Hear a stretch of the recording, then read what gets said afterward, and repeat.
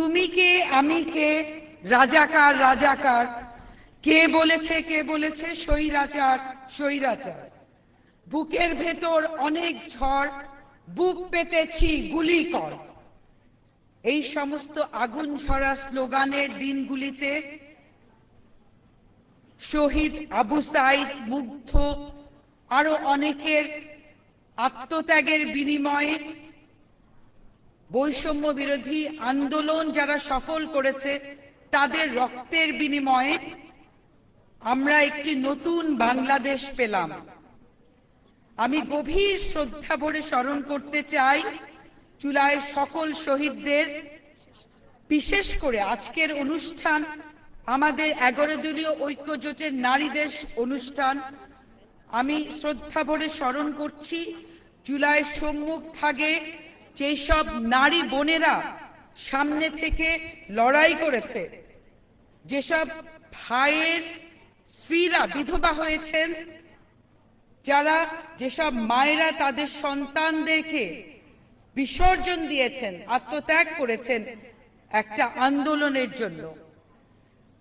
আমি বিশেষভাবে ধন্যবাদ জানাতে চাই আজকের অনুষ্ঠান যারা সফল করার জন্য অক্লান্ত পরিশ্রম করেছেন, আমাকে আমন্ত্রণ জানিয়েছেন, আপনাদেরকে আমি বিশেষ ধন্যবাদ জানাতে চাই।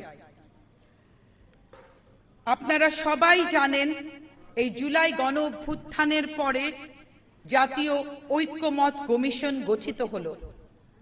সেখানে সবাই মিলে জুলাই সনদ দীর্ঘ আলোচনার পরে জুলাই সনদ বাস্তবায়িত হবে এই সিদ্ধান্ত গ্রহণ করা হলো। এরপর জাতীয় জুলাই সনদ সংস্কার পরিষদ আদেশ দিলেন রাষ্ট্রপতি। আদেশের পরে অধ্যাদেশ হলো, অধ্যাদেশ হয়ে সবাই সিদ্ধান্ত নিল, আইন করে গণভোট হবে, গণভোটের মাধ্যমে নির্ধারিত হবে জুলাই সনদ বাস্তবায়ন হবে কিনা। আপনারা জানেন দেশের 70% মানুষ যে গণভোটের হ্যাঁর পক্ষে রায় দিয়েছে, সেটা যখন বাস্তবায়নের কথা আসলো তখন আমরা অবাক বিস্ময় লক্ষ্য করলাম। জুলাই শহীদদের সাথে প্রথম বেইমানি করলো বিএনপি, সংস্কার পরিষদের শপথ না নিয়ে। বাত ব্যথা, প্যারালাইসিস কিংবা আর্থ্রাইটিস, আধুনিক প্রযুক্তি ও অভিজ্ঞ বিশেষজ্ঞদের সমন্বিত চিকিৎসার নির্ভরযোগ্য নাম ডিপিআরসি। আমরা অবাক বিস্ময়ে শুনলাম মাননীয় স্বরাষ্ট্রমন্ত্রী বললেন জাতীয় সংসদে দাঁড়িয়ে আমরা গণভোটে হ্যাঁ বলেছি, যদি নির্বাচনটা হতে না দেয়। জুলাই সনদের সাথে এর চেয়ে বড় প্রতারণা কি আমি জানি না। শুধু একটা কথা জানিয়ে যেতে চাই, জুলাই যদি সেই দিন আমাদের মা বোন ভাই আমরা সবাই মিলে রাস্তায় নামতে পারি, আন্দোলন করতে পারি, তাহলে জুলাই শহীদদের প্রতি বেইমানির জন্য আমরা আরেকটি আন্দোলন গড়ে তুলব ইনশাআল্লাহ। যে কোনো মূল্যে 70% মানুষের গণরায়ের পক্ষে আমাদের জুলাই সনদ বাস্তবায়ন করতেই হবে। আইন নিয়ে অনেক কথা শুনি, জাতীয় সংসদে আমাদের বলে সংবিধানে এটা নাই, সংবিধানে ওটা নাই। সংবিধানের কোন আর্টিকেলে গণ অভ্যুত্থান আছে?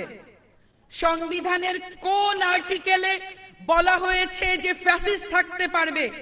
সংবিধানের কোন আর্টিকেলে অন্তর্বর্তীকালীন সরকারের কথা আছে? জুলাই সনদকে বলে অবৈধ, জুলাই সনদ অধ্যাদেশকে বলে অবৈধ।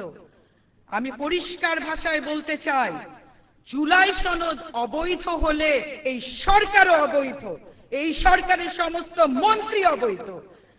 এই জন্য আপনাদেরকে আজকের অনুষ্ঠানের মাধ্যমে সরকারকে পরিষ্কার ভাষায় আমরা জানিয়ে দিতে চাই,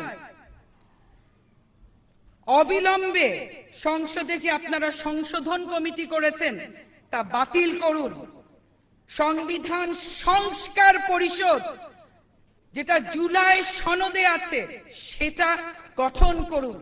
আমরা সংসদ সদস্যরা সেখানে যাব এবং আপনাদের জন্য জানিয়ে দিতে চাই যে সংস্কার, ওনারা বলছে সংশোধন, সংশোধন আর সংস্কারে অনেক পার্থক্য। সংশোধন করলে একটা আর্টিকেল চেঞ্জ করা যায়, কিন্তু সংস্কার মানে বেসিক কাঠামো, সমস্ত কাঠামোটা আমরা চেঞ্জ করতে পারবো। যেই জন্য আমাদের জুলাই শহীদরা রক্ত দিল, যেই জন্য এত আত্মত্যাগ, বৈষম্য বিরোধী ইনসাফ কায়েমের জন্য। আজকে যদি আমরা সংস্কার না করি, সংবিধানের জুলাই সনদ বাস্তবায়ন না করি, তাহলে এই 1400 শহীদের রক্তের সাথে বেইমানি করা হবে। পরিষ্কার ভাষায় বলে যেতে চাই, এখানে অনেক সংসদ সদস্য আছেন, এখানে আমাদের ত্যাগী বোনেরা আছেন, যারা তাদের স্বামীকে কুরবান করেছেন, তাদের ভাইকে কুরবান করেছেন, তাদের ছেলেকে কুরবান করেছেন। আমাদের ভাইদের সাথে সমস্ত বোনরা জুলাই সনদ আমরা বাস্তবায়ন করেই ছাড়ব। সমাধান সংসদে না হলে হবে রাজপথে, ইনশাআল্লাহ। বিজয়ের পথে যাত্রা শুরু, জীবন অথবা মৃত্যু।